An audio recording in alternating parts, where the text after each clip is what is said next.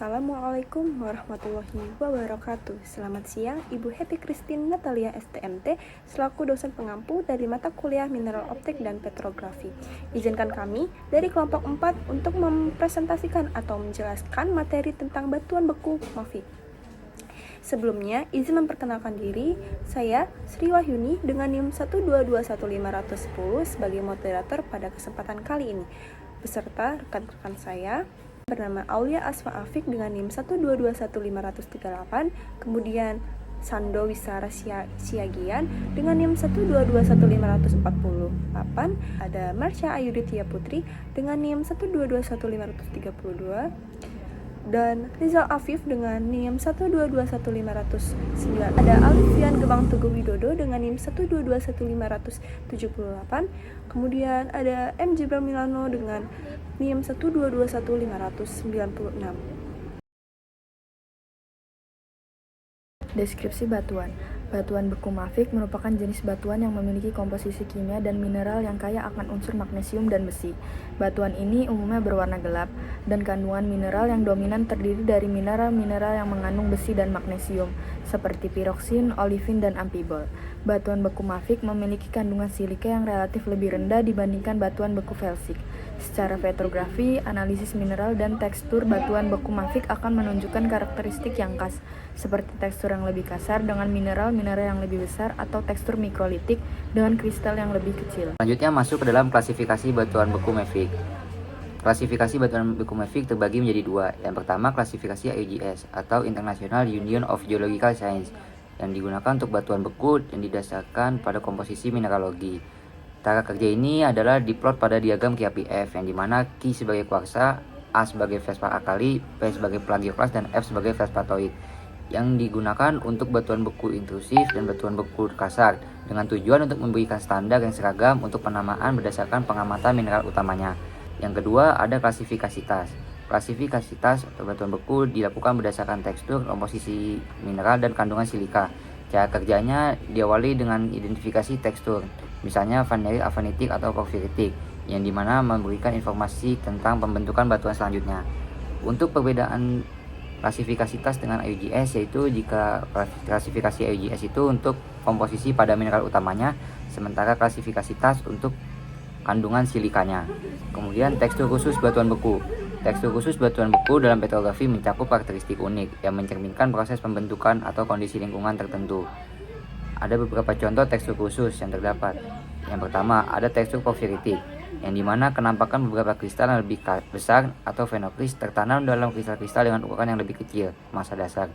Ada tekstur vitrofirik, yang dimana kenampakan fenokris tertanam dalam massa gelas. Ada tekstur intersetal, yang menunjukkan pengisian oleh gelas atau mineral hipokristalin di celah antara mineral-mineral plagioklas yang saling bersinggungan. Ada tekstur sieve, yang dimana individu kristal plagioklas banyak terisi oleh inklusi material gelasan.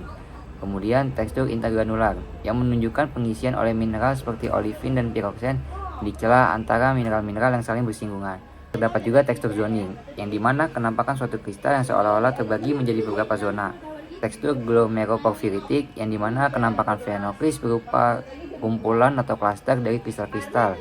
Dan yang terakhir ada tekstur trasitik, yaitu celah antara kristal satu dengan yang lainnya diisi oleh material gelasan atau mineral kriptokristalin yang umumnya dijumpai pada lava. Struktur petrografi batuan beku sendiri terdapat 4, yaitu 1. Struktur masif, di mana tidak menunjukkannya lubang-lubangan keluaran gas. Struktur masif adalah karakteristik batuan beku yang menunjukkan tampilan seragam tanpa adanya fragmen atau lapisan lain yang terlihat, di mana batuan ini tidak menunjukkan adanya sifat aliran magma yang dapat dilihat secara jelas. Biasanya, struktur ini terbentuk dari magma yang mendingin secara perlahan sehingga menghasilkan tekstur yang homogen dan solid. Yang kedua adalah struktur skoria, di mana dijumpai lubang-lubangan keluaran gas dengan susunan yang tidak teratur. Struktur ini biasanya berwarna gelap dan ringan, seringkali digunakan dalam aplikasi konstruksi karena sifatnya yang tidak berat dan insulatif. Skoria sendiri terbentuk dari lava yang meletus secara eksplosif dan cepat mendingin menyebabkan gas terperangkap di dalamnya. Yang ketiga adalah struktur vesikuler, di mana dijumpai lubangan-lubangan keluaran gas dengan susunan teratur. Struktur vesikuler sendiri ditandai dengan adanya lubangan-lubangan kecil pada batuan beku yang merupakan bekas gas yang terlepas selama proses pendinginan. Lubang-lubang ini dapat bervariasi dalam ukuran dan jumlahnya tergantung pada jumlah gas yang terdapat di dalam magma tersebut. Yang terakhir adalah struktur amygdaloidal, di mana dijumpai lubangan-lubangan keluaran gas tetapi telah terisi oleh mineral lain seperti kuarsa ataupun kalsit. Struktur ini adalah struktur vesikuler, di mana lubang-lubangannya bekas gas pada batuan beku telah terisi oleh mineral sekunder seperti kalsit dan kuarsa tersebut. Proses pendinginan ini biasanya terjadi setelah pembekuan lava dan dapat memberikan karakteristik tambahan pada batuan beku tersebut. Amygdaloidal sering kali ditemukan dalam konteks geologi, di mana mineral-mineral tersebut tersedia untuk mengisi rongga. Berikut definisi kelompok batuan beku mafik avanitik. Yang pertama itu batuan basalt, di mana batuan beku mafik yang umum berwarna gelap dan memiliki tekstur avanitik dan terdapat di dasar laut dan area vulkanik. Untuk konsentrasi pada batuan ini yaitu tinggi di daerah vulkanik aktif, dan unsur dominan terdapat silika atau SiO2 sekitar 45-55%. Dan proses pembentukannya itu pembekuan lava basaltik dan di permukaan. Mineral pembentuknya itu ada piroksen, plagioklas, dan olivin. Kedua yaitu ada batuan diabase, di mana batuan beku mafik dengan tekstur intermediate antar basalt dan gabbro. Yang keterdapatannya itu umum di intrusi magmatik. Untuk konsentrasi batuan ini ditemukan dalam lapisan intrusi yang unsur dominan ada silika sekitar 50-55%. Dan proses pembentukannya itu pembekuan magma di bawah permukaan, dan mineral pembentuknya ada piroksen, plagioklas, dan sedikit olivin. Ada batuan teloid, di mana batuan beku mafik dengan kandungan alkali tinggi dan keterdapatannya itu ada ditemukan di daerah vulkanik tertentu yang konsentrasinya jarang tetapi signifikan dalam konteks geologi tertentu. Unsur dominannya itu ada silika sekitar 45-50%. Proses pembentukannya terdapat di aktivitas vulkanik dengan lava yang kaya alkali. Untuk mineral pembentuknya itu ada piroksen, plagioklas, dan mineral alkali. Dan unsur dominannya ada silika sekitar 45-50%. Dan untuk batuan berikutnya ada olivin toleid, yaitu varietas teolit yang mengandung olivin signifikan yang ditemukan di daerah vulkanis khusus dengan lava alkali. Untuk konsentrasinya itu terbatas pada lokasi tertentu. Unsur dominan pada batuan ini ada silika sekitar 45%, dan proses pembentukan batuannya itu terdapat di lava yang cepat mendingin dengan kandungan olivin yang tinggi. Untuk mineral pembentuknya itu ada olivin, piroksen, dan plagioklas. Berikutnya itu ada olivin basalt, di mana batuan ini basalt yang kaya akan olivin yang terdapat di daerah vulkanis aktif. Konsentrasi pada batuan ini tinggi di area lava yang kaya akan olivin, dan unsur dominannya itu ada silika sekitar 45-50%. Untuk proses pembentukannya itu terjadi pada lava yang cepat mendingin dengan kandungan olivin yang tinggi. Mineral pembentuk pada batuan ini ada olivin, piroksen, dan plagioklas. Berikutnya ada alkali olivin basalt, di mana alkali olivin basalt ini varietas basalt yang mengandung alkali dan olivin yang keterdapatannya ditemukan di gunung berapi alkali. Untuk konsentrasi pada batuan ini yaitu yang signifikan di area vulkanis tertentu. Untuk unsur dominannya itu ada silika juga yang sekitar 45%. Untuk proses pembentukannya itu terjadi pada lava yang kaya akan alkali dan cepat mendingin. Untuk mineral pembentuknya itu ada mineral olivin, mineral piroksen, dan mineral alkali. Berikutnya ada batuan basanet. Untuk batuan basanet ini yaitu batuan beku mafik dengan kandungan silika lebih rendah dari basalt, dan untuk keterdapatannya itu ditemukan di daerah vulkanis tertentu. Untuk konsentrasinya jarang tetapi penting dalam konteks geologi tertentu. Untuk unsur dominan itu ada silika sekitar 45% juga, dan untuk proses pembentukannya terdapat pada lava yang cepat mendingin dengan komposisi spesifik. Untuk mineral pembentukannya itu ada piroksen, plagioklas, dan sedikit olivin.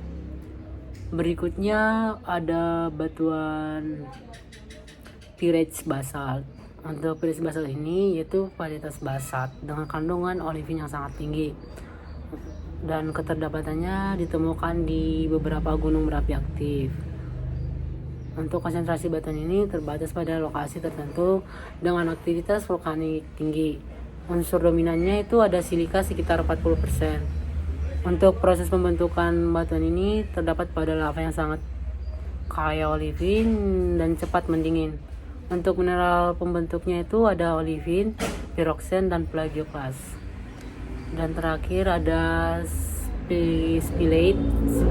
Spilate ini merupakan batuan beku mafik yang mengalami alterasi hidrotermal, dan keterdapatannya itu sering ditemukan di lingkungan laut dalam atau dekat pantai. Untuk konsentrasi pada batuan ini umum di daerah area hidrotermal aktif, dan unsur dominannya itu ada silika sekitar 50%. Proses pembentukannya alterasi basalt oleh air laut, panas atau hidrotermal. Mineral pembentuk pada batuan ini ada piroksen, plagioklas, dan mineral sekunder akibat alterasi tersebut. Oke, di sini saya akan menjelaskan batuan mafic penrit. Batuan mafic atau batuan gelap merupakan batuan beku yang mengandung silika antara 45% hingga 55%. Batuan ini juga memiliki 10% kuarsa dan kaya akan mineral besi magnesium. Tekstur panrik ditemukan pada batuan yang memiliki tekstur kasar. Juga dicirikan dengan ukuran kristal atau butir lebih besar dari 1 mm hingga besar dari 5 mm. Laju kristalisasi magma yang lambat menyebabkan kristal terbentuk dengan ukuran yang sangat besar atau bisa disebut ukuran besar. Bentuk kristal pada tekstur panrik dapat dilihat jelas menggunakan mikroskop, sehingga kenampakan kristal dibedakan menjadi 3 macam, yaitu euhedral, subhedral, dan anhedral. Gabbro merupakan batuan beku intrusif yang terbentuk dari pendinginan lambat magma di bawah permukaan bumi, yang terdiri dari mineral-mineral besar yang terlihat dengan mata telanjang. Batuan ini berukuran butir kasar dan termasuk dalam kelompok gabbro alkali. Penyusunnya didominasi oleh mineral mafic, dan kehadiran plagioklas basa itu adalah labradorit. Batuan mafic panrik itu juga ada norit. Norit adalah batuan beku dasar berbutir kasar yang didominasi oleh plagioklas kalsik esensial dan ortopiroksen. Nama norit berasal dari nama Norwegia. Untuk Norwegia, norit merupakan pada dasarnya tidak dapat dibedakan dari gabbro tanpa studi irisan tipis atau mikroskopis di bawah mikroskop petrografi. Baik, di sini ada batuan troktolit, yang dimana batuan ini adalah batuan beku intrusif, yang mana batuan beku intrusif ini memiliki ukuran kristal yang kasar ataupun ukuran kristal yang besar-besar, yang hampir semuanya itu terdiri dari mineral olivin. Ini kaya akan kandungan Fe ataupun kandungan zat besinya, serta batuan ini juga biasanya memiliki kandungan feldspat plagioklas, itu adalah labradorit dan bitonit, yang dimana di sini tergambarkan bahwa ada kenampakan PPL dan XPL, yang dimana kenampakan pada PPL itu memiliki warna yang colorless, cenderung colorless. Kemudian untuk penampakan XPL itu memiliki atau terdiri dari mineral plagioklas dan olivin, yang dimana plagioklas ini memiliki warna putih kehitaman dan memiliki kembaran, yang dimana situ kita dapat melihat bahwa terdapat kembaran plagioklas, baik itu kembaran plagioklas albit ataupun Carlsbad. Kemudian ada juga warna olivin, yang dimana warna olivin ini secara XPL itu memiliki warna coklat. Yang kedua, itu ada batuan anortosit. Anortosit adalah jenis batuan beku intrusif yang sama-sama memiliki ukuran kristal yang besar ataupun yang kasar. Nah, batuan anortosit ini terdiri dari felspat plagioklas yang kaya akan kalsium, yang dimana pada penampakannya secara XPL itu terdapat plagioklas. Baik, di sini ada batuan magnesium piroksenit, yang dimana batuan magnesium piroksenit ini dia terbentuk ataupun merupakan batuan beku ultramafic yang terdiri dari kandungannya itu 90% adalah mineral piroksen, yang dimana batuan ini itu mengandung magnesium. Magnesium piroksenit ini juga terbentuk karena adanya proses akumulasi kristal piroksen dalam intrusi batuan beku mafic hingga ultramafic, yang dimana batuan ini biasanya ditemukan di kerak bumi ataupun di mantel. Seringkali batuan ini juga terkait adanya batuan peridotit yang telah mengalami pencairan sebagian, kemudian terbentuklah batuan magnesium piroksenit. Nah, berikut terdapat penampakan batuan magnesium piroksenit ini secara XPL, yaitu pada penampakannya terdapat berbagai macam mineral yang terdapat di dalamnya. Yang dapat kita lihat pada penampakan XPL ini itu terdapat mineral opak, piroksen, horblende, dan olivin. Nah, dari mineral-mineral yang terdapat di penampakan XPL ini kita dapat menyimpulkan bahwa batuan ini merupakan batuan mafic hingga ultramafic. Adapun kesimpulan yang didapat dari kegiatan kali ini yaitu 1. Batuan beku mafic merupakan jenis batuan beku yang memiliki komposisi kimia dan mineral yang kaya akan unsur magnesium dan besi. 2. Untuk menentukan nama batuan beku mafic digunakan dua klasifikasi umum seperti klasifikasi IGS dan klasifikasi TAS.